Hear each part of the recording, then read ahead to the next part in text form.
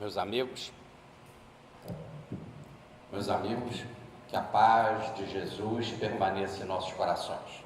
Dando continuidade ao estudo da carta de Paulo, a carta aos Romanos, vamos hoje estudar o capítulo 5, né? E eu mesmo vou fazer aqui a leitura do texto da carta aos Romanos. Então vamos lá. Agora que fomos aceitos por Deus pela nossa fé nele, temos paz com ele por meio de nosso Senhor Jesus Cristo. Foi Cristo quem nos deu, por meio da nossa fé, esta vida na graça de Deus. E agora continuamos firmes nesta graça e nos alegramos na esperança de participar da glória de Deus. E também nos alegramos nos sofrimentos, pois sabemos que os sofrimentos produzem a perseverança. A perseverança traz a aprovação de Deus, e essa aprovação cria a esperança. Essa esperança não nos deixa decepcionados, pois Deus derramou o seu amor no nosso coração por meio do Espírito Santo que Ele nos deu. De fato, quando não tínhamos força espiritual, Cristo morreu pelos maus no tempo escolhido por Deus. Dificilmente alguém aceitaria morrer por uma pessoa que obedece às leis. Pode ser que alguém tenha coragem para morrer por uma pessoa boa, mas Deus nos mostrou o quanto nos ama. Cristo morreu por nós quando ainda vivíamos no pecado, e agora que fomos aceitos por Deus, por meio da morte de Cristo na cruz, é mais certo ainda que ficaremos livres por meio dele do castigo de Deus. Nós éramos inimigos de Deus, mas ele nos tornou seus amigos por meio da morte do seu Filho. E agora que somos amigos de Deus, é mais certo ainda que seremos salvos pela vida de Cristo. Não somente isso, mas também nós nos alegramos por causa daquilo que Deus fez por meio de nosso Senhor Jesus Cristo, que agora nos tornou amigos de Deus. O pecado entrou no mundo por meio de um só homem, e o seu pecado trouxe consigo a morte. Como resultado, a morte se espalhou por toda a raça humana, porque todos pecaram. Antes de a lei ser dada, já existia o pecado no mundo. Porém, quando não existisse a lei, Deus não leva em conta o pecado. Mas desde o tempo de Adão até Moisés, a morte dominou todos os seres humanos, mesmo os que não pecaram como Adão, quando ele desobedeceu a ordem de Deus. Adão era a figura daquele que havia de vir, mas existe uma diferença entre o pecado de Adão e o presente que Deus nos dá. De fato, muitos morreram por causa do pecado de um só homem, mas a graça de Deus é muito maior. Ele dá a salvação gratuitamente a muitos, por meio da graça de um só homem, que é Jesus Cristo. E existe uma diferença entre aquilo que Deus dá e o pecado de um só homem, porque no caso do pecado, a condenação veio por causa de um só pecado. Porém, no caso da salvação, Deus perdoou os que têm cometido muitos pecados, embora não mereçam este perdão. É verdade que por causa de um só homem e por meio de seu pecado, a morte começou a dominar a raça humana. Mas o resultado do que foi feito por um só homem, Jesus Cristo, é muito maior. E todos aqueles que Deus aceita e que receberam como presente a sua imensa graça, reinarão na nova vida por meio de Cristo. Portanto, assim como um só pecado condenou todos os seres humanos, assim também um só ato de salvação liberta todos e lhes dá vida.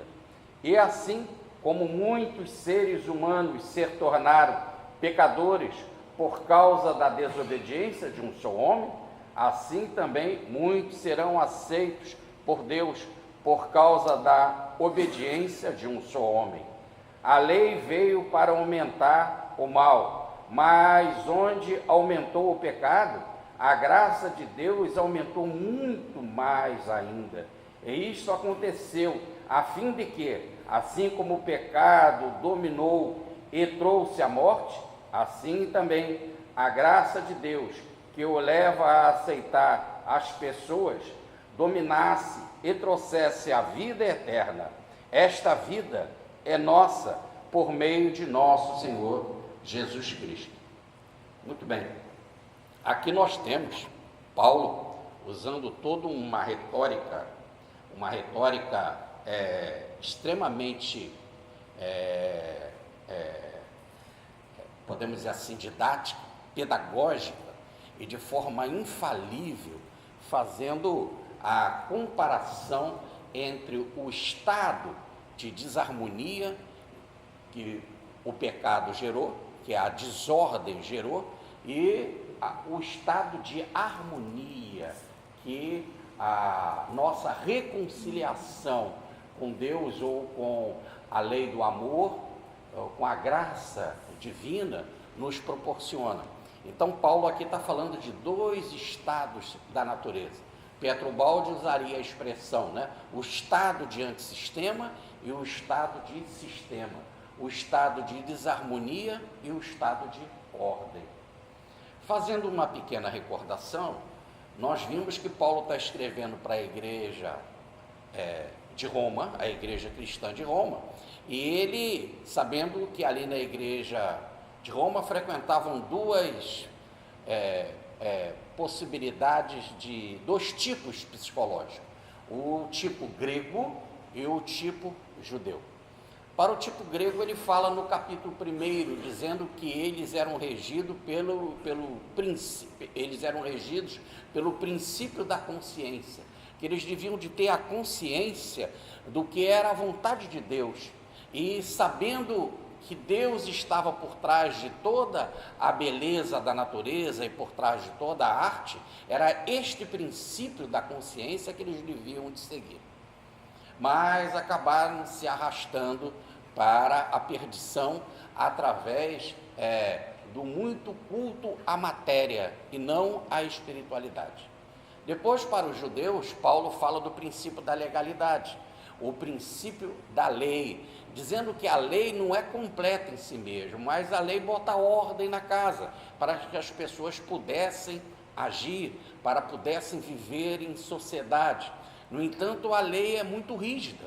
A lei, ela só mostra o lado da justiça, o lado da condenação, e evidencia o pecado. E os judeus, de uma forma geral, eram extremamente vaidosos, achando que porque tinham a lei, eles eram melhores do que os outros povos.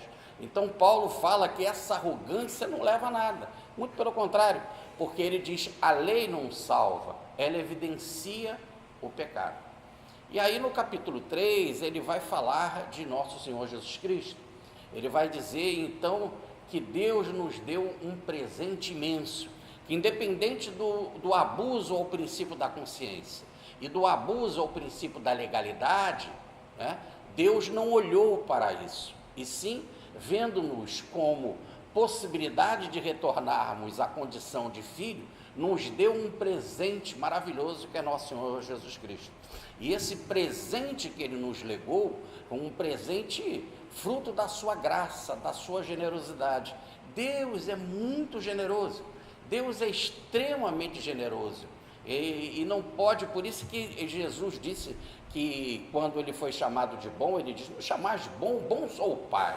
Essa bondade total de Deus que fez ele nos dar um presente maravilhoso, porque o judaísmo falava que a pessoa, para ser salva, ou melhor, para ser purificada, ela precisava de um sacrifício que substituísse a condenação dela, porque todo aquele que pecasse, diz a lei, deve morrer, ou melhor, passar pela pena de morte. Então, para que as pessoas não ficassem com pecado, havia o dia da expiação, em que se colocava a mão sobre a cabeça de um animal, né? Sobre a cabeça de um bode, e aí esse animal seria sacrificado, e o sangue carregaria toda a vibração desse pecado. E aí o sacerdote entrava na tenda sagrada, no Santo dos Santos, onde havia a aliança, a Arca da Aliança, né? Essa Arca da Aliança era coberta por uma tampa chamada propiciatório, e ali era derramado o sangue deste pecado, dessa condenação. E aí o Espírito de Deus derramava sobre eles o perdão. Mas que perdão? O perdão para aquele período, para o período de um ano. Aí no outro ano tinha de voltar, porque eles cometiam erro outra vez, e mais um bode, mais uma vez, e mais um bode, e assim ad infinito, num ciclo constante, numa roda da vida infinita. Então, para acabar esse estado em que a pessoa não se livra do pecado, foi dado a ele esse presente maior, um bode, podemos dizer, expiatório, um sacrifício muito maior, num exemplo tão retumbante que diz Paulo, né? Foi a maior exibição que teve na face da terra, que é a figura de nosso Senhor Jesus Cristo, e a força do exemplo que ele deu faz com que a pessoa, seguindo Cristo, aquele modelo maravilhoso de conduta de amor, de conduta de sabedoria, possa assim, pelo amor, através da fé ou da chegar à glória divina, chegar à perfeição, à justificação. Aí entramos no capítulo 4, que foi o da nossa última palestra, em que Paulo então indaga: e será que esse Deus que prometeu isso e que nos deu esse presente, realmente ele é poderoso para realizar? Dizem as Escrituras, aquilo que ele falou, ele pode fazer? Então Paulo dá um exemplo extraordinário, que é um exemplo de Abraão. Abraão viveu 430 anos antes das leis promulgadas por Moisés, e mesmo assim Deus chamava ele de amigo. Então havia uma amizade independente das leis, apenas era amigo e pronto.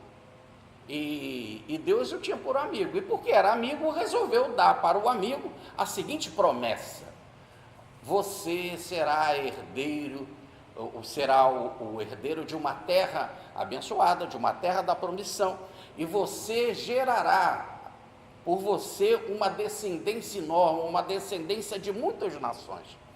E Abraão acreditou na palavra de Deus, e se ele acreditou nessa informação, ele passou a ter fé, ou demonstração de que estava em sintonia, em perfeita harmonia, em amizade com Deus. Ele aceita isso, e isso aconteceu antes da lei, 400 e tantos anos antes da lei. E aí Deus estabelece isso para ele no capítulo 15 do Gênesis.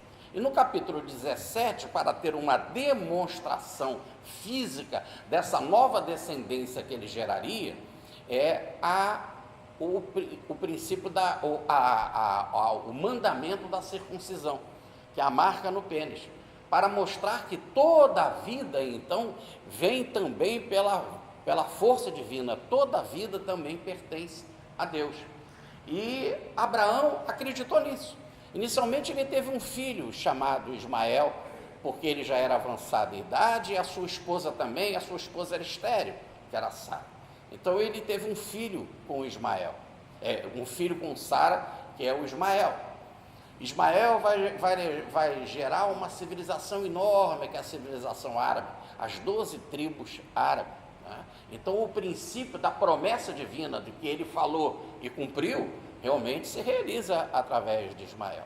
Mas depois, o Espírito do Senhor aparece a Moisés, a Abraão, é lógico que através da figura de nosso Senhor Jesus Cristo, né, que é o Yahvé ou Jeová do Antigo Testamento, e diz que ele mesmo, através de Sara, geraria também uma descendência enorme, que seria a do povo judaico. Ele riu, riu porque ele acreditava em Deus. E como vai se dar isso? Se eu agora tenho 99 anos e a minha esposa é estéril e já tem mais de 80 anos. E aí, nesse caso, realmente nasceu Isaac. E Isaac vai gerar as 12 tribos de Israel. E aí, nesse caso, Abraão acreditou nisso. E porque ele acreditou, ele também passa a ser o pai da fé. Como diz as Escrituras, o pai de muitas nações, onde teremos muitos reis, e que seria a nova nação que surgiria, que é a nação cristã, ou melhor, dos ligados a Cristo, que tem Cristo não porque são gentios ou gregos, ou tem Cristo porque são judeus, mas é porque tem Cristo pela fé. Então aí nós temos três grandes, podemos dizer assim, herdeiros desse pacto abraâmico: o povo árabe, através de Ismael, o povo judeu, através de Isaac, e o povo ligado a Cristo pela fé, que podem também ser judeus ou gregos, sem fazer diferença nenhuma, ou pode ser de qualquer outra raça, que pela fé aceitam o nosso Senhor Jesus Cristo. E Abraão acreditou nisso. Então, isso prova uma grande amizade dele, independente da lei. Você cumpre a lei, não cumpre a lei? Não, o Senhor está acima da lei e quer nos dar algo maior que a lei, que se chama a fé, e para que pela fé a gente encontre o amor. Muito bem. Um outro exemplo é que Paulo, no capítulo 4, cita o rei Davi. E o rei Davi pecou, cometendo adultério e cometendo homicídio, porque ele ficou com a mulher do guerreiro Urias e mandou matar Urias para poder ficar com a mulher dele. E nesse exato momento ele cometeu 2 crimes, e aí Moisés é depois da lei. 2 crimes, né? Davi é depois da lei. E agora ele comete 2 crimes. E a lei diz: não adulterarás, não matarás. Então era para Davi ser morto, ou melhor, era para ele ser condenado. A lei dizia assim, e num tribunal a sentença seria numa ira acumulada, porque ele cometeu mais do que um crime, né? Um crime já daria a morte, imagina mais do que um crime, ainda tinha dificuldade para se arrepender, né? Então isso tudo fez com que a ira deveria ser abundante, ele deveria ser sacrificado, mas como ele se arrependeu profundamente, Deus, por amor, o perdoa. E porque o perdão de Deus é maior que o pecado. Mas é notório, e diz Davi, né, que ele realmente se arrependeu. E ele então canta no Salmo, né, que como é bem-aventurado o homem que, mesmo não merecendo, mas se arrependendo, busca Deus e recebe a bênção do perdão. Essa que é a graça. E por que Deus faz isso? Porque é de graça, porque Ele ama, porque Ele quer, porque Ele é amor. Tudo bem? Por isso que Ele é maior que a lei. E Ele, então, vem e fala que Abraão, como teve essa capacidade de acreditar que com 99 anos poderia ter um filho, e geraria uma civilização enorme, nesse exato momento, quer dizer, se ele acredita nisso, há algo muito maior que Deus fez. Quando ele nos doou nosso Senhor Jesus Cristo, esse grande presente que a humanidade recebeu, né, quando ele fez essa doação, significa que ele vai realizar um fenômeno muito maior do que aquele de perdoar um pecado de Davi, porque ele vai perdoar o pecado de toda a humanidade, mais ainda, e tem pessoas que cometeram muito mais pecados do que Davi, e todos, através de Cristo, poderão receber este benefício, que é o do perdão divino. O segundo é que, como Abraão acreditou que ele mesmo avançado em idade poderia gerar uma civilização imensa, né? As muitas tribos judaicas, árabes e cristãs, ele acreditando nisso, passando a ser então o pai da fé, diz Paulo que nós veríamos nesse presente que é Cristo algo muito maior, que se já é surpreendente um homem de 99 anos ter um filho e gerar uma civilização assim tão grande, mais surpreendente é tirar alguém do túmulo. Que o Cristo fazendo esse sacrifício, nessa maior exibição que já teve na terra, e o maior fenômeno que até hoje teve na terra, um fenômeno tão extraordinário, que dividiu a história em dois, em antes e depois de Cristo, esse fenômeno extraordinário é fruto também da promessa do Cristo, que mais do que ele nos dá o presente que é Cristo, ele fez algo maravilhoso. Ele foi para a cruz, morte de cruz, uma exibição enorme de dor, e ele o tirou do túmulo, e o túmulo está vazio, sem a presença do mármore escrito aqui jaz, ou a presença de sangue ou cinza humana. Então, se nós nos surpreendemos que um homem de 99 anos pode ter um filho, se nós surpreendemos que um homem que cometeu 2 pecados, de homicídio e de adultério, ainda era alento para se arrepender, pôde ser perdoado, como é o caso de Davi, aí nesse caso, muito maior, diz Paulo, é o fenômeno de nosso Senhor Jesus Cristo, que foi vivificado entre os mortos. E aí começa o capítulo 5. E o capítulo 5 diz que no exato momento que nós aceitamos Cristo, nós somos justificados pela fé. Porque como é que a gente sabe que Cristo ressuscitou? Tomé quis colocar o dedo lá para ver, e disse o Cristo: bem-aventurado aqueles que não viram, Tomé, e acreditaram, ou melhor, tiveram fé, que é o caso do cristianismo. Nós temos fé em Cristo, e mais do que fé, diz Paulo, na ressurreição do Cristo, nós temos fé que aquele que tirou Cristo do túmulo tem poder para isso. Mais extraordinário que o fenômeno da ressurreição é o poder de Deus, que pode fazer algo muito maior. E aí nós vamos nessa ascendência, nessa subida, e nós estamos no capítulo 5, Paulo vai explodir com esse conceito de ideia, lá no capítulo 8, mas eu não aguento, eu vou ter que contar. Ele quer dizer que é algo muito mais extraordinário do que um homem de 99 anos ter um filho e ter uma descendência enorme, que é algo muito mais extraordinário do que um homem que pecou não ser condenado à morte, algo muito mais extraordinário do que tirar Cristo do túmulo, vivificar alguém dos mortos, vai ser que todos nós, também ressuscitaremos e seremos a imagem e semelhança de Cristo. Esse é um fenômeno extraordinário, porque agora eu estou falando de mim mesmo, e o capítulo 8 chegará a esta grandiosidade. Nós estamos no 5 ainda, ele está preparando o terreno para dizer que a imagem do Cristo nós também brilharemos em perfeição. E cumprindo aquilo que Jesus mesmo falou,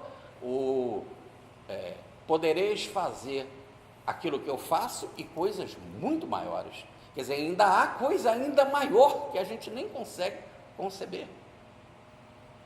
Ora, então Paulo diz que nós fomos justificados, ou melhor, sintonizados com Deus, passamos a ser amigo de Deus, como diz o texto aqui desse capítulo, como Abraão, como Davi, nós também. E como que aconteceu isso com a gente? Através da fé. E o que isso gerou em nós? Gerou o estado de paz com Deus. O estado de paz com Deus. Cristo foi um modelo, por isso que ele fala através de Cristo, porque o Cristo foi um modelo que nos deu esta condição de, através de Cristo, aceitando Cristo, chegar à grandeza de estarmos no estado de paz. Essa palavra paz, no original, o texto foi escrito em grego, se escreve eirene, e ela é a tradução fiel da palavra shalom em hebraico. E o shalom em hebraico é tudo aquilo de bem-estar que você pode ter, tudo aquilo que não te tira de um estado de bem-estar. Então, nesse estado harmonioso, de shalom, um estado de paz, nada pode tirar a sua tranquilidade, a sua certeza, a sua tranquilidade. Em outras palavras, nada pode tirar o seu repouso, tirar a sua harmonia, o seu estado de unidade, de integrar, de ser íntegro, o estado de ordem, né? Isso que é a tal graça de Deus. Aquela graça, aquele estado que Deus tem de generosidade, é o mesmo que eu conseguirei também. Um estado de harmonia perfeita com Ele. É isso que é o estado de paz. Então ele não está falando de uma paz porque parou uma guerra. Não, Cristo nos dá para cada um esse estado de tranquilidade. Evidentemente, é algo que eu estou em processo de busca, como diz Paulo, de fé em fé, de esperança em esperança, como se estivesse olhando num espelho, cada vez me aprofundando mais. E Paulo vai dizer, então, que através de Cristo obtemos o acesso, como se fosse a senha bancária, o acesso, a senha, para a graça. E a palavra no original, acesso é aproximação, da ideia de aproximação ou apresentação. Por exemplo, eu estou aqui, chega uma pessoa, eu não tenho acesso a essa pessoa e alguém vem me apresentar ela. Olha, aqui está a pessoa, muito prazer. Muito bem. Aí, o que acontece? Eu passo a conhecer ela, houve uma apresentação. Essa é a ideia da palavra acesso. E nesse exato momento que houve essa apresentação, houve também uma aproximação dela.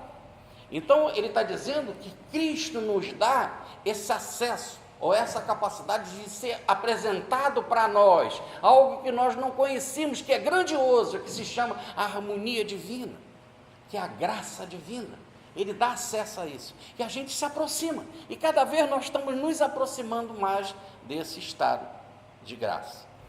Analisando ainda os versículos 2, 3 e 4, ele fala então que nós devemos nos gloriarmos-nos, ou melhor, nos rejubilarmos, nos regozijarmos, exultarmos por essa oportunidade, porque nós vamos entrar, veja bem, nós vamos receber nesse estado novo, esse estado de paz, de harmonia, o estado da glória divina.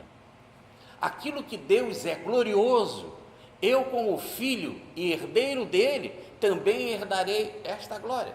E se ele é glorioso, eu também serei glorioso.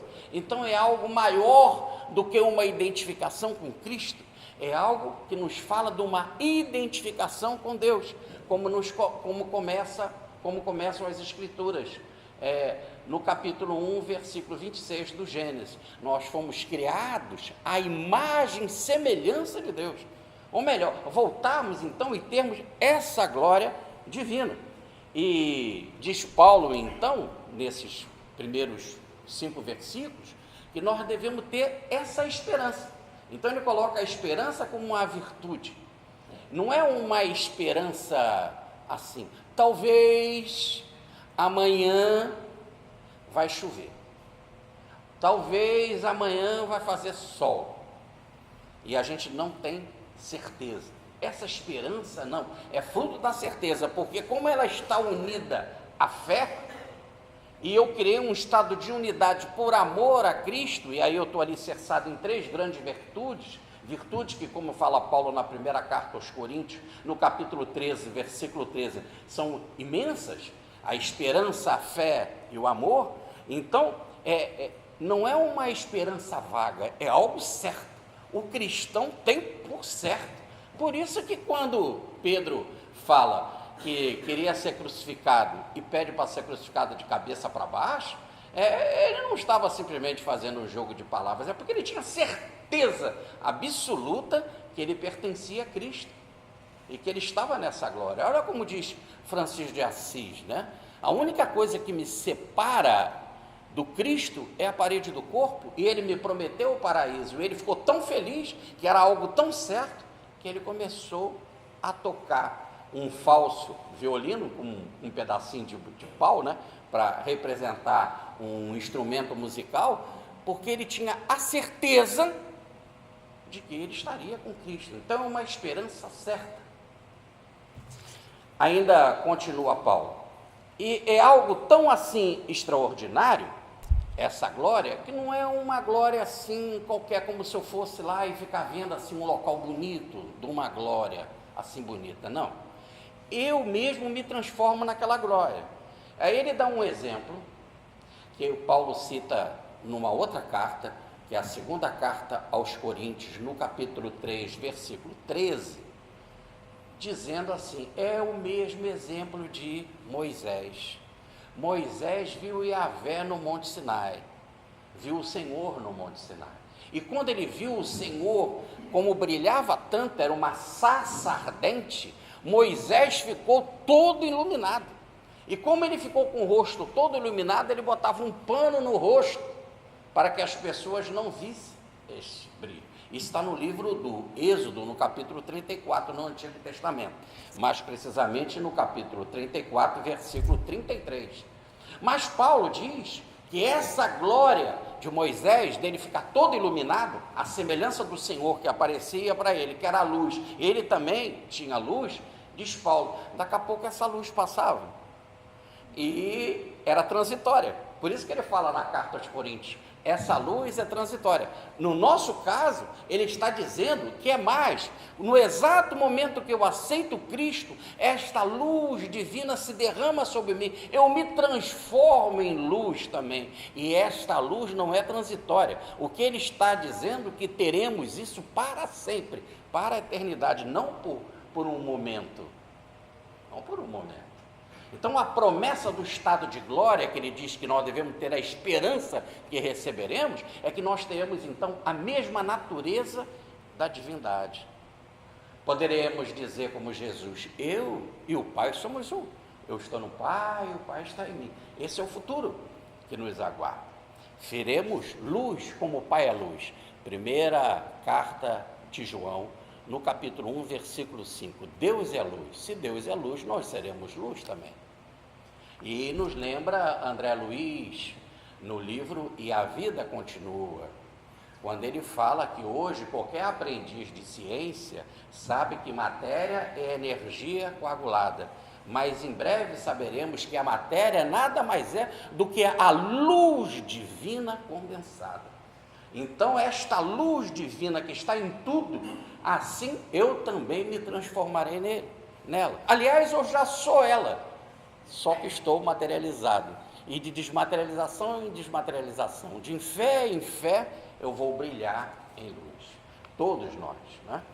Continua Paulo, que não só isso, esse estado de paz nos dá, mas também diante das tribulações ou dos sofrimentos. E nós também guardaremos a mesma paz. Se o estado de justificação pela fé te dá o estado de paz em Deus, Paulo nos lembra que também, quando passarmos por tribulações ou sofrimentos, ali não perderemos o estado de paz. Então, quando o carrasco veio degolar Paulo diz para ele, cumpra o seu dever, porque eu já cumpri o meu. O seu dever por hora é sacrificar, é cumprir a lei. O meu é de estar em Cristo, de falar de Cristo, de divulgar o Evangelho de Cristo. Então, ele mesmo diante da degola, estava em estado de paz. E diz o Cristo: eu vos deixarei a minha paz, e ela nunca sairá de vós, independente da tribulação externa. É o caso de Pedro: me crucifique de cabeça para baixo. É o caso dos mártires que entravam cantando: ave Cristo, aqueles que vão morrer de saúde. É o caso de Mahatma Gandhi, que ao levar os tiros no peito, disse: Rama, Rama, Rama, Deus, Deus, Deus. É o estado de paz. Independente disso, é o Cristo na cruz. Pai, perdoa, eles não sabem o que fazem. A paz está mantida, a paz está guardada. Esse estado, depois que a gente entra em sintonia com Deus, não perde nunca. Então diz Paulo, é um estado tal que não só nos momentos chamados felizes nós temos esse estado de paz, mas até diante das tribulações. Aqui há um parêntese.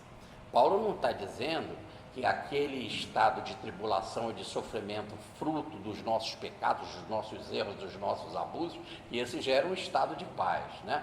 Normalmente ele gera um estado de culpa, geralmente ele leva a um estado de desespero, e em que a pessoa bate no peito e diz: errei por minha culpa. Olha como fala na religião: por minha culpa, minha máxima culpa. Então nesse exato momento você está passando uma tribulação fruto dos seus erros. Aqui não é o caso. Paulo está falando daquela que você passa em nome do Cristo, e que você vem para cá para falar das coisas do bem, as coisas do amor, mas mesmo assim é perseguido. Então, bem-aventurados que são perseguidos por causa do meu nome, né? Sofrer em nome de Jesus, como está em Atos, no capítulo 5, versículo 41, ou regozijar-se quando se é afligido, como disse Jesus: bem-aventurados que choram, bem-aventurados que são perseguidos por causa do meu nome, bem-aventurados que são injuriados, como está no Sermão do Monte, lá em Mateus, no capítulo 5, nos versículos 4 e de 10 a 12. Ora, então, diz Paulo que o cristão, depois que assume Cristo, ele entra nesse estado de paz, e nesse estado de paz, ele fica tranquilo, mantém a tranquilidade. Todos ficavam surpresos diante de Ramana Maharishi com câncer, e desencarnou com câncer, e mantendo a paz. Todos chegavam cheios de dúvidas para falar com Ramana Maharishi, e quando olhavam para ele, entravam em estado de graça, de harmonia, e já não tinham mais dúvida, e já não sabiam mais o que perguntar. E ele, com câncer, guardou a paz sempre. É isso que Paulo então está dizendo. E aí ele vai dizer que esse estado de perseverança, esse estado de tribulação, quando você é perseguido por causa do nome de Cristo, ou perseguido por causa do bem, por toda a obra do bem é a obra do Cristo. É por isso que eu estou falando aqui de Gandhi, e Gandhi era hindu, né? Então, toda a obra do bem é a obra da harmonia. Aqui é a mesma ideia. Então, ele diz que esse estado de tribulação, ele produz uma tal perseverança na pessoa, e essa perseverança é um estado de aprofundamento, de aprimoramento. Então, quando Paulo estava ali diante da degola, ou preso, sendo chicoteado, e que ele permanecia em Cristo, não dava para ele só essa certeza de estar em Cristo. A palavra perseverança no original tem a ver com aprimoramento. Ele passava pelas cadeias, passava pelo apedrejamento, passou pela degola, mas isso dá para ele um aprimoramento. E mais ainda, a palavra no original para perseverança dá a ideia de não só aprimoramento, mas de aprofundamento. Ele se aprofunda mais na unidade com Cristo. É como se um mergulho fica mais profundo.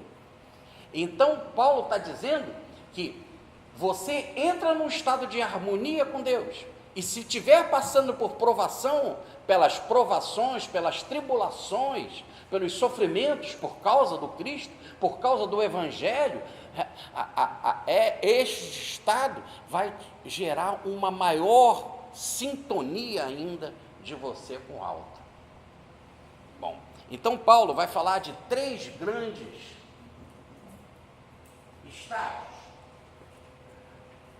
a perseverança gera a experiência, que gera a esperança. Ora, essa palavra aqui, que essa perseverança, esse aprofundamento, ou esse aprimoramento que o estado de tribulação em nome de Cristo te dá, né? De passar por dificuldades em nome de Cristo, vai te dar experiência. E a palavra experiência no original, ela tem uma força aquele momento em que o juiz manda todo mundo, manda o réu levantar, né? E bate o martelo, depois de ouvir o advogado de defesa, de ouvir também a opinião dos jurados, do júri, né? Depois de ouvir a acusação, etc., ele então chega ao resultado final e dá um veredito. E esse veredito, para essa palavra aqui, experiência, é o veredito de: você não tem culpa, está aprovado, está livre, está íntegro, nós não descobrimos nada de errado, você está íntegro. É isso que Paulo está falando.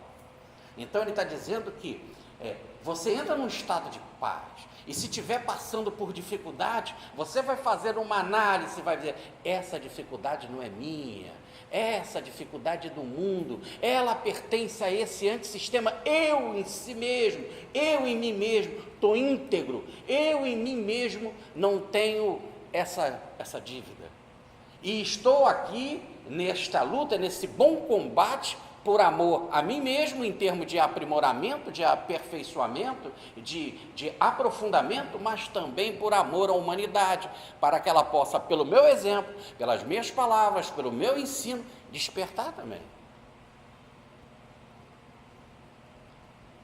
É muito interessante, então, o que Paulo está falando, porque essa experiência eu sempre fiquei assim muito, não em dúvida, mas assim, estarrecido diante do professor Pietro Baldi em pegar a família na Segunda Guerra Mundial e ter que abrigar ela numa casa de colonos, e ali ficar dentro dessa casa invadida pelo exército alemão. O exército alemão entrava e saía automaticamente toda hora de dentro da casa, e impunha muitas regras, etc., né? Bombas caíam, granada, e ouviam aquele barulho mesmo nos céus, né? E todos se preparavam para a explosão.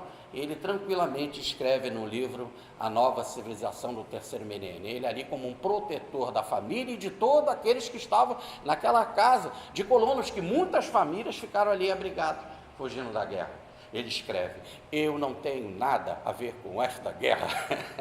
Isso não é provação minha, isso não é algo que eu tenho dívida com ela, isso pertence ao mundo, e eu no mundo tenho que dar o meu exemplo. Então ele, diante daquela tribulação, ele dá um exemplo, e ele sacode todos aqueles que estavam em dúvida, porque lá tinha uma cadeira do professor Pietro Baldi, e aquela cadeira, só ele sentava. Aí vocês poderiam dizer assim: mas é fanático? Não, não é fanático, é porque queria, para um determinado nível de pessoa, dar um exemplo realmente de fé, de sacudidela, porque ele entra e todo mundo sabia que aquela cadeira era dele, e o soldado alemão estava sentado na cadeira, e ele se dirige com toda tranquilidade diante do soldado e diz: levanta. E pela uma força magnética tal, o soldado levanta e obedece, e ele senta, para dizer bem claro para todos que estavam ali: há algo maior, há uma lei divina que dirige tudo, uma lei muito maior do que as leis humanas. É a esta que eu estou servindo, não tenho nada a ver com esta guerra.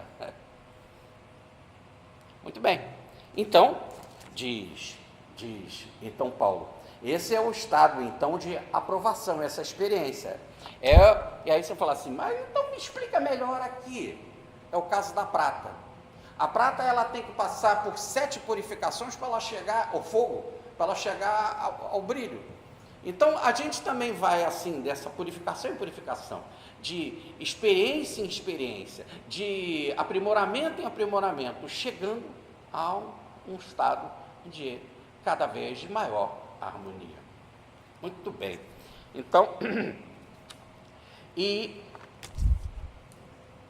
essa perseverança diante da tribulação, que te dá experiência, te dá aprovação diante de Deus, vai gerar mais esperança. Esperança para quê? Para que cada vez você conquiste mais aquele estado de paz, o estado de glória, o estado da harmonia divina, para brilhar como Deus. Então é um caminho, é um percurso que se faz. Agora, vamos estudar os versículos de 5 até 11, fazer uma síntese dele. Diz Paulo, então, que essa esperança aqui, de forma incrível, essa esperança não te desaponta. Ela não gera um estado de não confusão. Ela não te desaponta. Você não vai chegar na hora, investi tanto, fiz tanto e não deu em nada. Não, tira isso da sua cabeça. Ela não te desaponta, não vai dar errado. Muito bem. A palavra no original é katai shunu, ou melhor, nada de desapontamento, de desilusão. Fui iludido pela palavra e caí, né? Não deu em nada. Não. E ele diz mais, que essa esperança vai dar para a gente uma prova extraordinária, uma prova do amor de Deus. Por que vai dar uma prova do amor de Deus? Porque ele vai derramar em abundância, a palavra no original abundância, uma superabundância, de um estado de graça, que você já começa a receber aqui agora. É o estado místico que os santos sentem, né? É aquele primeiro brilho que Moisés teve, que passou, e cada vez vai tendo mais e mais e mais e mais. Assim também era a Santa Teresa d'Ávila, quando ela entrava nesses estados místicos e dizia que era de união, de casamento com Cristo. E quando saía desses estados, ela dizia, é uma noite escura, dizia São João, São João da Cruz, né? É uma noite sem estrela. E assim eles vão de busca em busca, cada vez mais, até chegar a um estado de plena luminosidade, que é o estado de Buda, de iluminado. A palavra Buda quer dizer iluminado, totalmente, sem perder ele nunca, né? Ou o estado crístico, eu e o Pai somos um, eu estou no Pai, o Pai está em mim. Nada do que foi feito sem a vontade do Pai. Tudo que ouvi do meu Pai, eu vos tenho dado a conhecer. As obras que eu faço, não sou eu que as faço, é o Pai que está em mim que faz as obras. O poder que eu tenho sobre esta vida, foi o Pai que me deu, e eu tenho o poder para dar e retomá-lo. Ou melhor, um estado de profunda unidade com Deus, e que não é você que age, é Deus que age através de você, em tudo. E ele diz, então, que essa esperança vai dar para a gente algo extraordinário, que é essa prova do amor de Deus. E essa prova aqui é um dos momentos mais, eu acho, lindos desse capítulo, e podemos dizer, da carta aos Romanos. Ele diz assim, quando éramos fracos, ou melhor, quando não conhecíamos Cristo e vivíamos num mundo de pecado, né? Quando nós éramos ímpios, e a palavra ímpio aí, e a tradução coloca como inimigo de Deus, porque a palavra Satanás quer dizer adversário da vontade divina, em hebraico, que no grego dá diabo, opositor da vontade divina, e que aqui no português dá adversário da vontade divina. Se você é adversário da vontade divina, você é inimigo dele. E tem aqueles inimigos de Deus em estado verídico, que não precisa esconder essa inimizade. Por exemplo, é o caso de Paulo, quando ele matou Estevão, em que ele fez uma obra clara contra o Evangelho e contra um seguidor de Cristo, e mandou prender e perseguir os cristãos. Mas, independente de você estar num estado de fraqueza, como fala aí o versículo, ou depois ele aprofunda, ou no estado de inimizade com Deus, que é o estado de ímpio, de adversário de Deus, independente disso, o presente foi dado para você também, Cristo. Aí ele chega a uma grandeza assim extraordinária. Ele fala assim: olha, esse presente veio, olha, foi dado para você, Cristo. Mas esse Cristo, diz ele, morreu ou passou pelo sacrifício a seu tempo. O que é a seu tempo? Ou melhor, segundo o planejamento da vontade divina. Jesus vai falar isso no capítulo 7 do Evangelho de João, quando ele vai dizer: eu tenho a minha hora. Quer dizer, eu tenho um planejamento, eu tenho um tempo certo na minha vida, e esse tempo fielmente vai ser cumprido. É isso que Paulo diz, a seu tempo, quer dizer, diante de um planejamento cósmico, de um planejamento divino, Cristo morreu. Agora, continua Paulo, é muito difícil, e você pode fazer aí um Ibope, né, uma pesquisa, e fazer essa pergunta assim, de ponta a ponta, no mundo inteiro, e perguntar: você morreria por um justo? Tem lá um justo, você morreria por ele? Vai ser muito difícil alguém dizer: eu morreria no lugar dele. Ah, aquela pessoa é justa, então ela sai daquele estado lá de condenação e você fica no lugar e vai morrer por ele. Ele diz ainda, Paulo, é possível, é mais aceitável que alguém morra por uma pessoa boa, por uma pessoa generosa. Então uma pessoa que é justa, cumpriu todos os deveres dela aqui na terra, cumpriu. Uma pessoa amorosa é aquela assim, houve uma chuva, veio um vento, voou o teto da sua casa. Ele foi lá, viu a sua necessidade, te ajudou, ainda te ajudou a botar o telhado, deu o dinheiro dele também para botar o telhado, e mais que isso, subiu e te ajudou a botar o telhado. Por enquanto isso, a sua família ficou abrigada na casa dele. Ele foi além da justiça, de entender que você estava precisando de uma necessidade e te deu só um recurso. Ele foi lá fazer isso. Você está desempregado, ele disse: não se preocupa, eu vou te dar uma cesta de alimentos e nós vamos ajudar na escola dos seus filhos. Ele está indo além do que a lei manda ele fazer. A lei não manda ele fazer assim. Tá certo? Então, isso é uma pessoa boa. Então, diz Paulo, é muito difícil alguém morrer por uma pessoa justa. Mas uma pessoa assim, dessa que é boa, né? Seu telhado voou, ela foi lá ajudar a botar o seu telhado. Na hora que ela for condenada, você trocaria a sua vida, morreria por ela? É mais possível, diz Paulo, mas mesmo assim é muito difícil. Muito difícil. Tudo bem? Agora, olha que legal. Agora imagina um criminoso, aquele que vive abusando de criança sexualmente, matou muita criança. Criminoso. Ou um outro que foi homicida e adúltero, como é o caso de Davi. Ainda era duro para se arrepender. Pense no criminoso se você quiser. Aí a maior prova, essa esperança, e só quando você passa pela tribulação. Olha, veja o que o estado de paz te dá. Na hora que você passa pelo estado de paz, você adquire essa perseverança, que é um aprimoramento, é um aprofundamento no estado da glória divina.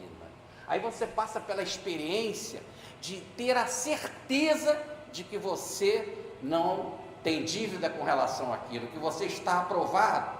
E aí você começa a ter a esperança, e a maior esperança é essa desesperança que não te desautoriza nunca, que não te decepciona nunca. Você passa a ter uma esperança profundamente certa diante da maior prova do amor divino, que vem alguém como Cristo e morre não por uma pessoa justa, não por uma pessoa boa, mas morre pelos maiores criminosos, que somos nós e toda a humanidade. Independente, ele oferece a sua vida, o seu exemplo, o seu evangelho, o seu amor para todos. E o que nós fizemos de bem para merecer tal sacrifício? Para que o Filho do Homem fizesse isso, se não é a única coisa que move esses seres, que se chama amor. O budismo tem o conceito de bodhisattva, que diz que quando ele chega, o ser em evolução, que vai de luz em luz, de luz em luz, de harmonia em harmonia, até chegar ao estado, na porta do nirvana, da perfeição total, ele não entra no nirvana. Ele fica ali naquela esfera de luz para poder não se afastar da gente, e sim continuar derramando o seu amor, as suas experiências, o seu exemplo para arrastar todos nós, porque ele tem compaixão. A palavra compaixão é mexe por dentro, mexe internamente, e que no original seria intestino, mexe por dentro. Jesus, quando viu o cego de Jericó, diz a passagem, ele teve compaixão, disse: traga o meu cego aqui. E quando o cego chegou, ele falou: o que queres que eu te faça? Isso é derramamento de amor. Não importa quem é você, o que você quer que eu faça. A outra era adúltera, e estava claro que ela era adúltera. Ela foi pega em adultério. E ele: eu também não te condeno. Vai e não peques mais, siga o seu caminho. E diz Francisco para o ministro da ordem, que ninguém saia da tua presença e você não tem direito a mais nada, mesmo como ministro, mais nada você tem direito a não ser isso, como se fosse dizendo, é o único direito que Cristo tem, é de nos perdoar. Ele não tem direito de nos condenar, não foi dado a ele a estatura de nos condenar, porque é impossível quem é amor condenar alguém. Por isso que Deus é acima da lei, porque a lei condena. Aquele que erra tem que morrer, tem que pagar. Deus está acima, o amor se derrama para todos. E aí é que diz Paulo, a maior prova, e você só tem essa prova quando você passa por toda essa evolução de princípios. Você é justificado pela fé, entra em estado de paz, esse estado de paz pode ter um aprimoramento ou um aprofundamento. Neste aprimoramento e aprofundamento você passa a ter a experiência de que é livre, de que está aprovado, de que não está condenado. Isso te dá algo maravilhoso. É por isso que Francisco cantou, o Senhor apareceu para ele e disse: Francisco, eu te darei o paraíso, fica tranquilo, você vai receber o paraíso. A única coisa que te afasta desse paraíso é a parede do corpo. E ele ficou tão feliz que ele cantou. Esse é o estado de experiência. Você está aprovado, Francisco, você está aprovado. E aí você passa a ter uma experiência tal, uma esperança tal, que não te deixa em estado de confusão, que você passa a ter a certeza da prova do amor de Deus. E a maior prova, se vocês querem algo assim extraordinário, Abraão com 99 anos acreditou que ia gerar uma descendência imensa.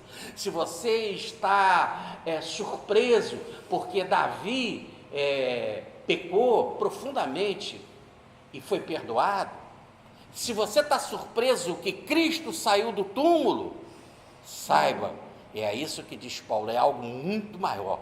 Esse que teve o poder de tirar Cristo do túmulo, por amor, independente dos teus erros, seja lá o erro que for, ele quer te dar um presente na sua vida que se chama Cristo.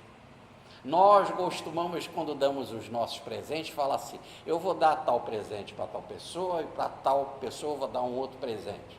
E a gente quase sempre fala assim: para tal pessoa vale a pena eu dar um valor maior. Aquele presente vai até R$20, para outra pode ser até 50, não tem hoje negócio desse? Então para aquele outro ele vale mais.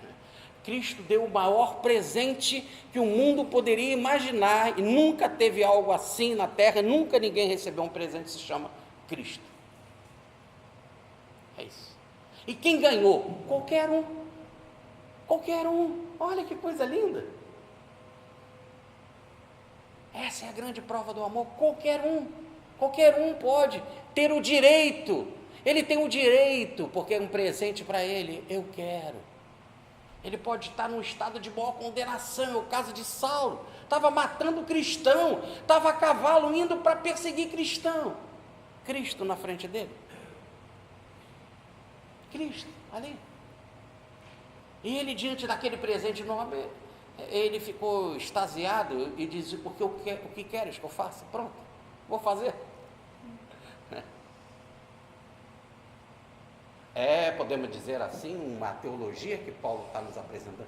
Aliás, eu acho até essa palavra teologia correta, tecnicamente correta, né, que para isso que Paulo está apresentando.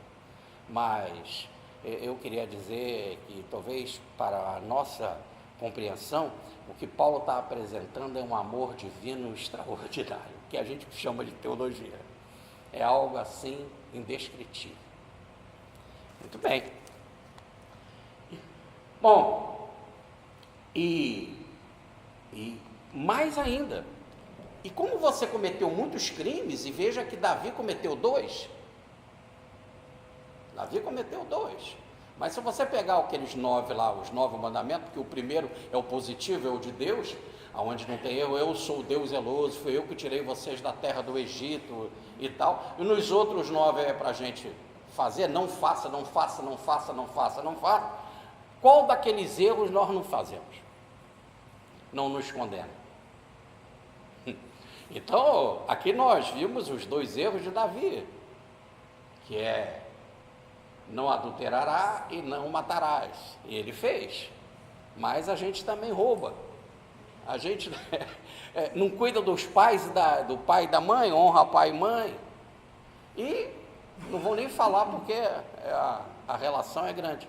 Então, e os próprios 10 mandamentos são sintéticos, né? Por isso que os judeus transformam ele em 613. São 365 tu não deves fazer e 248 tu deves fazer. Porque nas entrelinhas aquilo se multiplica em muitos e muitos pecados. E qual desses nós não cometemos? Por isso que tinha o dia da expiação. A pessoa levantava a mão e todos os meus pecados iam para o bode, todos. E aí toda hora tinha de ficar fazendo isso, porque toda hora ele errava. E como são 613, se a gente for fazer ali uma tabela de como que anda a tua vida, e aí fazer um parâmetro, o quanto que a gente tem, coisa louca. E se para cada um você merece condenação, então estava frito. Ora, sendo assim, então, ele diz que como Cristo morreu para todos, ele nos deu também uma oportunidade, porque ele nos salvou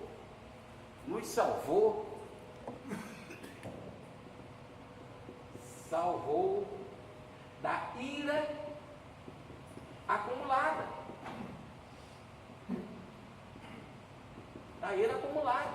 Lembra que nós falávamos lá no primeiro e no segundo capítulo dessa ira acumulada, que é um carme imenso, numa linguagem assim nossa aqui, né? Tem gente que fala assim: o meu carme é muito pesado.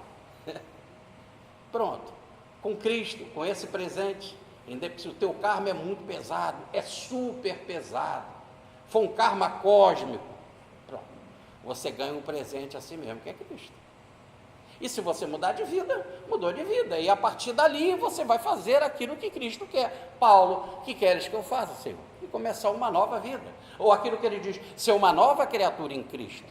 É lógico que ele vai ter que estudar, ele vai ter que ter sabedoria, ele vai ter que buscar crescer em amor, ele vai ter que construir várias coisas para ele entender. Por isso que Paulo ganha o evangelho de Ananias, que ele vai copiar o evangelho para ter ali um modelo.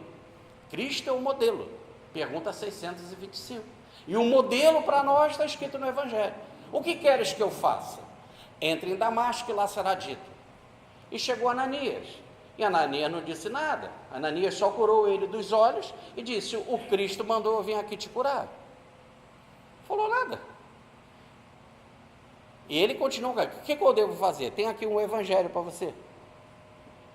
Ele então pediu lá o papiro e copiou o pergaminho e copiou o texto. E passou a noite copiando. E ali, conforme que ele ia copiando, ele ia entendendo o que é que ele deve fazer, o que nós devemos fazer. Não precisa alguém dizer, está no Evangelho. Está no Evangelho. E pronto. Siga o Evangelho. Serão meus amigos, ou melhor, que nem Abraão, amigo, ou melhor, justificado, e o amigo tem direito a tudo. Eu sou amigo do homem, eu sou amigo do rei, como as combis colocam, não é isso? Para você ser amigo, serão meus amigos aqueles que fizerem o que eu vos mando. O que ele manda? Está no Evangelho. Que a síntese é o amor. Ama a Deus e ao próximo. E aí resume toda a lei e os profetas. Muito bem. E, nesse caso, como nós fomos salvos dessa ira, nós ganhamos algo maravilhoso. Esse karma acumulado, né, deu para nós o tal estado de glória divina, o tal estado que eu falei aqui no início, o estado de paz, que é um estado de repouso, um estado de harmonia, de unidade, de ordem, que a glória de Deus, o estado de paz, seja lá o nome que você quiser, diz Paulo, e como ele nos libertou desta ira acumulada, você passou a ser reconciliado com Deus. Reconciliado, foi conciliado outra vez, mais uma vez. Então, antes você vivia num estado de harmonia, agora você não vive mais. Sem a queda, nós não saímos daí. Porque ele não está dizendo que Deus te deu uma conciliação, ou melhor, um conselho, uma conversa. Na hora que se forma um conselho, se chega a uma definição, né? Você imagina você pertencer ao conselho de Deus. Então, você agora voltou àquele estado, reconciliado.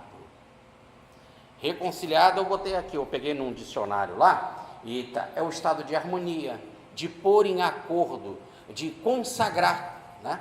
E o maior exemplo era que Adão vivia no Éden. A palavra Éden quer dizer delícia, o estado de delícia, o estado de graça, o estado de harmonia. E ele ali vivia naquela delícia, naquele estado de harmonia. E diz a passagem, Gênesis capítulo 3, versículo 8, que à tardinha Deus ia passear no Éden. Olha o estado de conciliação. Ele estava conciliado com Deus. Ele fazia parte do conselho de Deus. Deus à tardinha visitava Adão no Éden. Além do Éden ser uma delícia, ele vivia em harmonia com Deus. Deus papeava com ele. Ou melhor, ele estava, isso aqui é uma linguagem simbólica, né? Ele estava em ordem, em harmonia com Deus. E Deus tinha passado para ele o seguinte mandamento, que ele não deveria comer da árvore do conhecimento do bem e do mal. Ou melhor, que ele não deveria definir o que é bem e mal para ele. Que o bem e o mal pertencem à estrutura de Deus, à estrutura do Éden. Que o que é o bem é aquilo mesmo. E o que é o mal é fugir daquela delícia, daquela harmonia. Mas ele não quis e desobedeceu.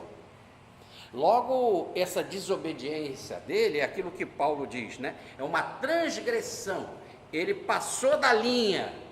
Ele passou da linha. Ele cometeu um pênalti, uma falta grave. E ele tinha consciência de que se ele fizer uma falta além daquela linha, aquilo é pênalti. E que dizem aí os especialistas em futebol, que pênalti é uma coisa tão grave, que era o presidente do clube que devia debater. Quer dizer, algo que você não deve transgredir, é uma lei, é a lei máxima, da pênalti, é a lei máxima do futebol. E Adão, então, estava consciente, como os jogadores são conscientes que não devem cometer o pênalti. Adão estava consciente que ele não deveria fazer essa transgressão.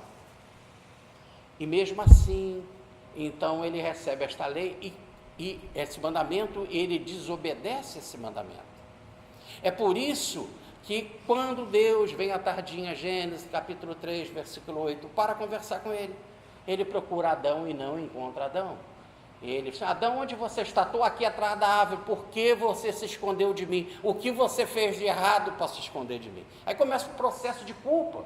E a culpa faz com que você se esconda de Deus. Por isso que a gente não vê Deus. A gente não vê Deus porque a gente se escondeu dele. Não foi ele, porque a coisa mais doida que tem é a gente dizer que Deus é amor e a gente não vê a cara dele. A gente não se relaciona com ele. E a gente entra nas religiões que dizem Deus é amor, cadê ele? E ele é bom, cadê ele? E aí é porque eu mesmo me escondi dele. E agora eu criei um inconsciente tal, a doença do inconsciente, que diz Jung, de forma maravilhosa, que gerou uma dicotomia, uma quebra entre consciência e inconsciência, e gerou essa enfermidade que ele diz que isso é simbolizado na queda dos anjos. Essa tal queda que me tirou do estado de harmonia com Deus. E agora quem se escondeu foi Adão. O que você fez? E por que você se escondeu de mim? Ele se escondeu atrás da árvore. Que árvore? A árvore do bem e do mal. No fundo, ele queria criar a seguinte lei, a lei da independência de Deus. Eu quero viver por mim mesmo, fazer o que eu quero, criar as minhas leis e não seguir as tuas leis. A maior rebeldia do ser humano é quando você resolve fazer o que você quer e não o que a lei manda. Por isso, quando você faz o que você quer na linha no trânsito, o Detran toma a tua carteira. Porque você não obedece à lei. Com muito mais olhar profundo e total, é o olhar divino. Que não tem como a gente fugir de Deus. Nesse exato momento, então, perdemos essa harmonia. Mas diz que com Cristo nós fomos reconciliados outra vez. Olha que legal. Passamos a poder papear com Deus, a voltar para Deus. E nós vamos assim, gradativamente, essa é a esperança, até readquirirmos plenamente aquela estatura, aquela cidadania de filho de Deus que nós mesmos anulamos. Então, ele nos deu a condição de voltarmos outra vez a nos dispor de Deus, a nos reconciliar com Ele. Então, as palavras que Paulo está usando são palavras técnicas, mas que, na essência, diz de forma clara sobre a nossa queda espiritual. E aí, Cristo fez com a gente, diz Paulo, eu estou analisando aqui dos capítulos de 5 a 11, ele fez uma troca. Diz Paulo que Cristo fez uma troca, fez um câmbio. Uma troca, uma permuta. O nosso estado de hostilidade, o meu estado de hostilidade versus o estado de paz. O estado de paz, o estado de glória divina, ou de graça, ou da graça, tudo bem? Então, ele diz, Cristo, quando veio, disse assim: sei do estado de hostilidade que vocês têm. Se vocês me aceitarem por Cristo, aceitar a minha lei, o Evangelho, que é tudo aquilo que eu ouvi do meu Pai, logo é a vontade do Pai, vocês vão para o estado de paz, de graça, de harmonia, livre da ira acumulada, e vão criar uma nova vida, a tal vida que não é mais independente de Deus, mas a tal vida de Deus, a vida em si mesmo, que é harmônica, que não tem nenhum desassossego, nenhuma turbulência, é um estado de paz interior que ninguém pode tirá-la de vós. E aí nós vamos agora para os versículos 12, 13 e 14. E Paulo vai dizer o seguinte: ora, por um só homem entrou o pecado no mundo. E quando entrou o pecado no mundo, por um só homem também entrou a morte no mundo. Porque nós vamos analisar lá no capítulo 6, que é na próxima palestra, nós estamos no 5, no capítulo 6, versículo 23, uma passagem de Paulo, em que ele diz o seguinte, que o pecado entrou aqui pelo homem, mas por Cristo foi dada a vida. E ele vai dizer nesse capítulo 6, versículo 23, que o pecado gera a morte. A gente só morre porque pecou. A vida é dom de Deus. Se Adão não tivesse saído do Éden, ele permaneceria no estado de vida, que foi o estado em que ele foi criado por Deus, estado de vida.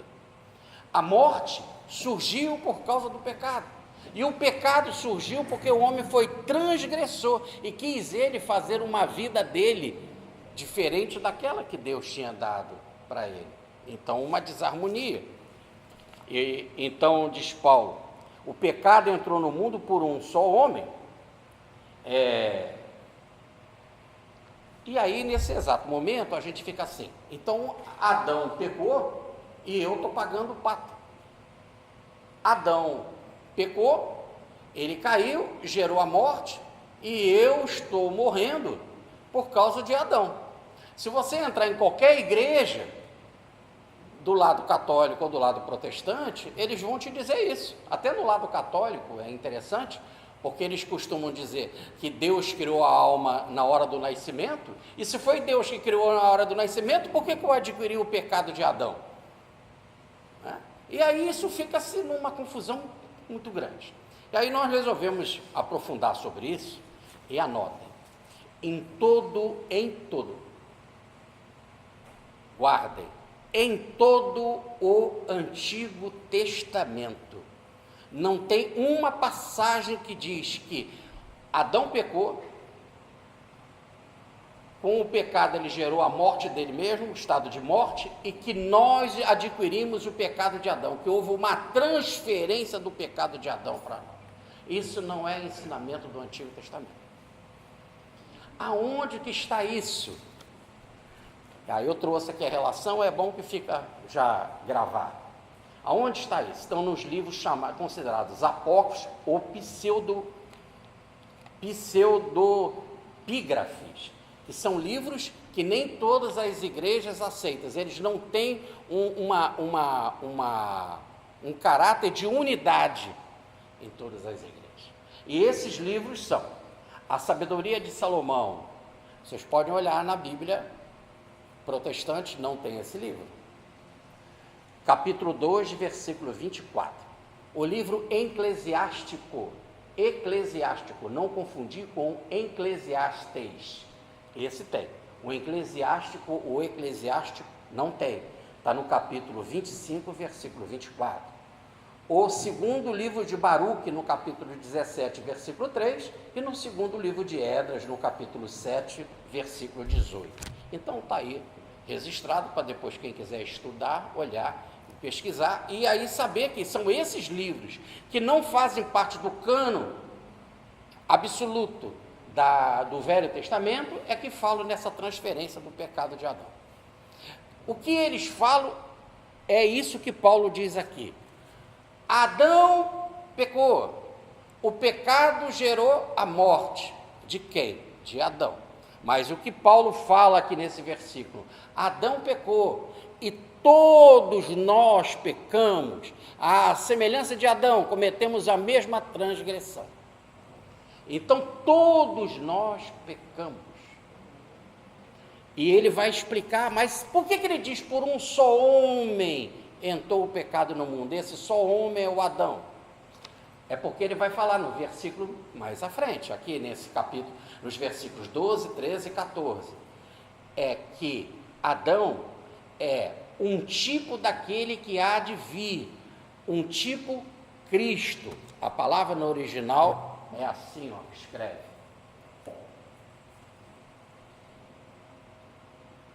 Tupos, em grego, que dá tipo em português, e tipo em português é imagem, é cópia, impressão. O exemplo de tipo gerou a tipografia, que sai uma opção de coisa em série. Então o que é um tipo?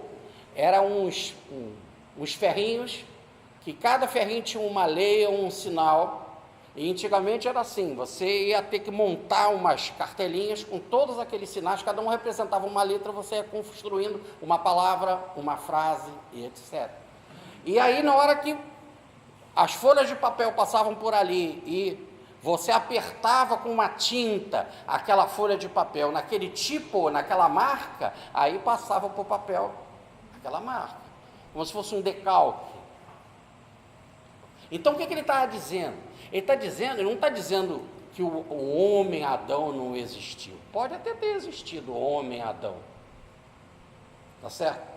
O que ele está falando é que aqui no caso, o que ele está interpretando é que Adão é um tipo, a semelhança de Cristo. Então ele também não está falando necessariamente do homem histórico nosso Senhor Jesus Cristo, mas ele está dizendo que também existe um tipo Cristo, um modelo. Então ele está botando Cristo como modelo, como uma impressão, como uma cópia, a qual eu tenho que seguir. Vamos pegar uma outra passagem de Paulo que ele diz: meus irmãos, sede meus imitadores como eu sou do Cristo. Olha, é cópia, modelo. Meus irmãos, sede meus imitadores como eu sou do Cristo. Adão também é um tipo. Então ele está dizendo que o que aconteceu com Adão é um tipo, é uma cópia do que aconteceu com a gente. Então, ser uma cópia, ser um tipo, ser um arquétipo, daí a palavra arquétipo, significa que todos nós passamos pelo mesmo tipo de atitude. Ele só está contando uma história, ele pegou a história da Bíblia. Olha, aquela história lá do Adão, que está lá contada em forma daquela lenda, aquela é a tua história. É a história de quem? É a história de todos. E lá naquela história diz que ele pecou, e quando ele pecou, ele gerou a morte. Assim também, como nós estamos na morte em estado de pecado, é porque nós também pecamos, e cometemos isso também.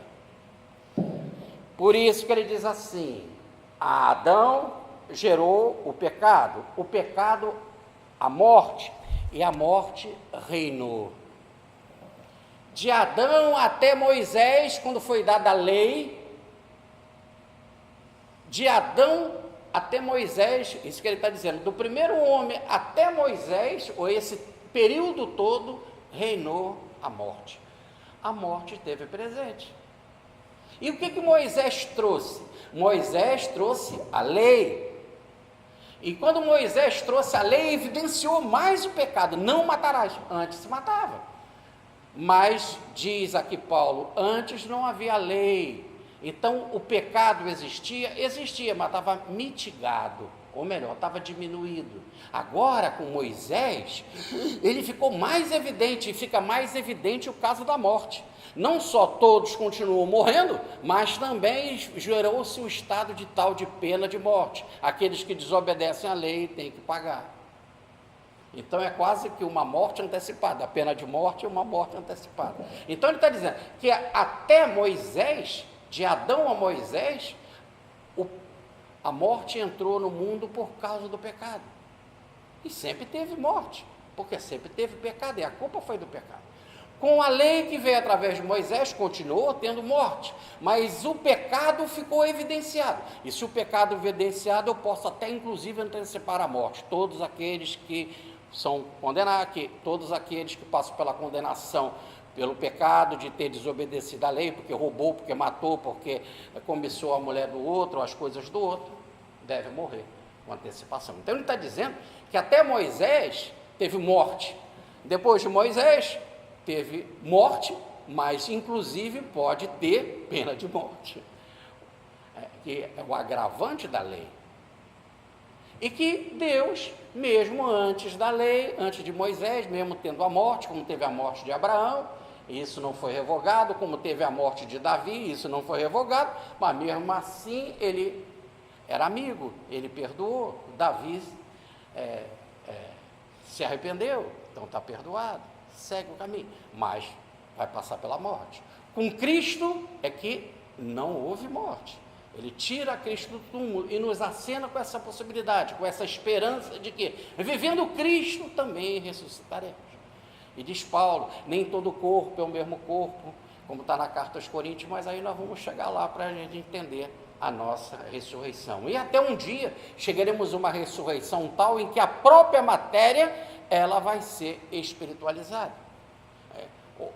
E nós já estamos vendo isso, como o nosso corpo era peludo, era macacudo, era macaco, era extremamente bruto, né? E como ele está ficando bonitinho, arrumadinho, né? Esse vai ficando cada vez melhor, até chegar a um corpo pleno, de harmonia, de saúde plena. Mas aí vai passar por muitas coisas, a nossa alimentação vai ter que mudar, e etc, né? Para vivermos como os faquires, e aí viver em pessoas que vivem de respiração, de uma alimentação saudável, etc. Muito bem. Então, o que Paulo está dizendo é que nós fomos transgressores da lei, e se somos transgressores da lei, ganhamos a morte, e Cristo veio nos acenar que, à semelhança dele, podemos nos livrar da morte. E por fim, vamos estudar os versículos 15, 16, 17, 18, 19 e 21, e encerrarmos o último bloco desta passagem. Ele falou assim, olha, mas não é bem assim. Muito legal Paulo começar o versículo 15 com essa expressão, mas não é bem assim. Se por acaso, pelo homem, entrou o pecado no mundo, por um homem, esse tipo, pelaquela historinha lá que a gente leu, um tipo, se entrou o pecado no mundo, se entrando o pecado, entrou a morte, e entrando também a morte, entrou a sua condenação, e todos devem passar pela ira de Deus, e o julgamento de Deus, e isso tudo foi culpa da nossa queda como homem. Diz o Livro dos Espíritos, na pergunta 262, que quando nós chegamos à estatura de espíritos conscientes, no estado, então, de consciência, readquirimos depois do estado animal, o estado de consciência, e aí que nós passamos a ser ainda num estado muito primitivo, de criancinha, como a criancinha, e nós éramos guiados pelos espíritos prepostos, os espíritos superiores que nos guiavam, e nos ensinavam tudo, e eles dizem, e os mentores falam nessa pergunta 262, e a gente como criancinha, nós íamos aprendendo com os nossos mentores, com os nossos espíritos superiores. Gradativamente nós íamos aprendendo, e pouco a pouco, à medida que íamos adquirindo o livre-arbítrio, e com o livre-arbítrio a razão, e com a razão a responsabilidade, é aí quando atingimos essa estatura de podermos nós mesmos nos guiar, depois de termos aprendido com os nossos mentores, é aí que gradativamente o Senhor vai deixando a gente atuar com o nosso livre-arbítrio. Por enquanto, eles nos seguram como nós seguramos as nossas criancinhas. Só depois que você mostra perante a vida que você tem capacidade de se guiar, você tem responsabilidade, e logo então pode ganhar o sagrado, como diz Justin, o sagrado e perigoso dom do livre-arbítrio. Nesse exato momento é que você tem o direito de caminhar com seus pés e traçar os seus passos. E aí diz o Livro dos Espíritos, na pergunta 262, é aí que ocorre, possivelmente, para aqueles que desatenderam o conselho dos bons espíritos, abre aspas, a queda do homem, fecha aspas. Então, esses que desatenderam o conselho dos bons espíritos, e conscientemente, porque estavam preparados com o sagrado e perigoso dom do livre-arbítrio, então esses é que caíram. E Cristo veio reconciliar esses, morreu por esses e deu o seu amor por esses. Ora, então, continua Paulo, não é bem assim, olha, o amor de Deus é um dom gratuito, e a ofensa feita pelo Adão é algo que trouxe dor, condenação, morte, pecado, mas aquilo que ele cometeu, o erro que ele cometeu, é muito menor do que o presente que nós ganhamos, que é Cristo. O presente que nós ganhamos, que é Cristo, é muito maior. E Paulo vai usar uma expressão fantástica. Ele vai dizer assim, essa graça abundou para muitos. Ela abundou, é algo tão grande, que a palavra no original quer dizer assim, ela é mais do que suficiente, ela é um excesso, ela é um extravasamento, é como um rio que invasou.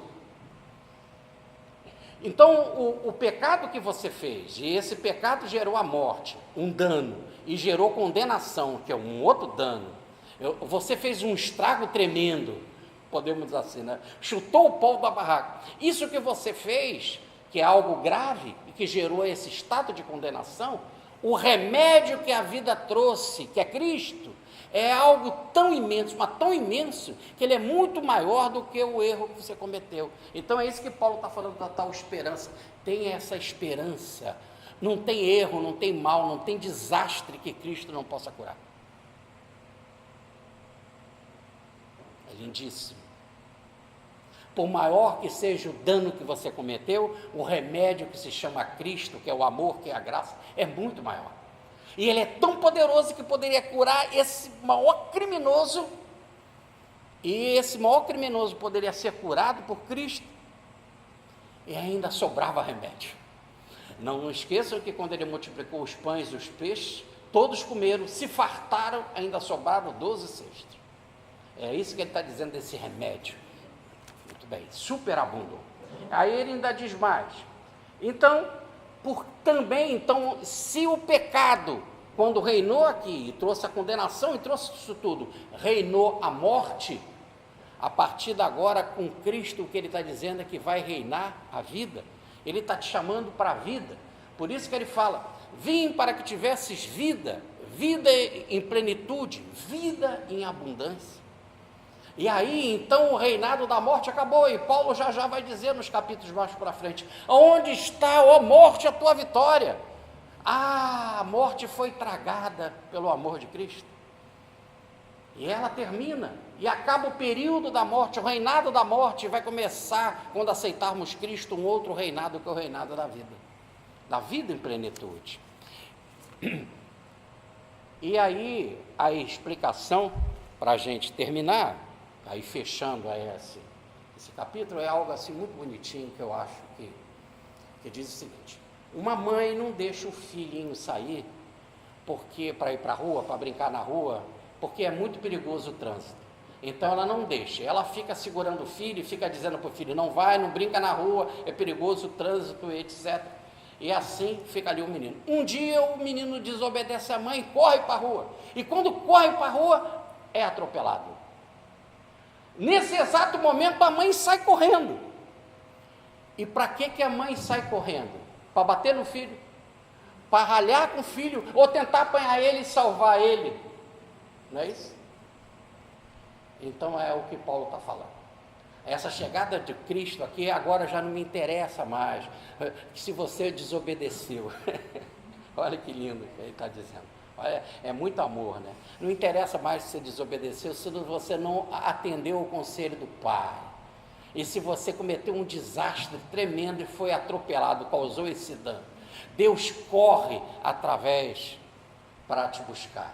Deus manda um presente louco, doido, imenso, que não dá para eu Não tem nada nem de doido nem de louco. Eu que sou doido e louco. Cristo é um presente saudável, um presente lúcido, para ir ao nosso encontro. Ele não quer mais saber, mulher, o que tu fez? Como é que foi lá o crime que você fez lá com aquele homem lá do adultério? Não interessa, eu não te condeno. O cego, o que você fez? Não interessa. Aí os apóstolos perguntam, e quem pecou? Foi ele ou os pais dele? Para o cego. É para a glória de Deus. Entendeu? A gente gosta muito de ficar procurando karma. Onde que foi o meu erro, o meu isso, o meu aquilo, porque eu fui não sei o que, não sei o que. Já sabemos, você é ímpio. Pronto, você é inimigo de Deus, você caiu. Agora começa uma nova vida. Aceita Cristo? Se aceita, ele veio correndo ao seu encontro como a mãe corre atrás do filho para trazer vida, para trazer salvamento e não condenação, porque condenação é coisa da lei e Cristo, por amor, está acima da lei. Muita paz, fique com Deus.